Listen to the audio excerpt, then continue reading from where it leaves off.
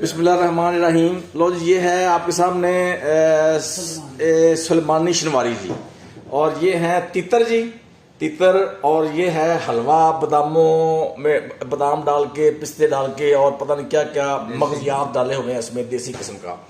ये मीठे चावल हैं जी। ये कौन से हैं जी?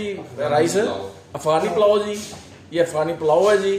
और ये जो दावत खसूसी है पुरतकल्लफ, इसका एहतमाम किया है चेयरमैन अमानत डेयरी फीड जनाब जावेद इकबाल साहब ने। और ये किया है डायरेक्टर पंजाब कॉलेज उसामा डार साहब के एजाज़ में, कि उनके कॉलेज में जो FA-FS का इम्तिहान होता है उसमें 3 तालिबात ने लाहौर बोर्ड में इम्तियाजी पोजीशन हासिल की थी। इस एजाज़ में उन्होंने खाना किया है, पुरतकल्लफ दावत का एहतमाम किया जावेद इकबाल साहब ने।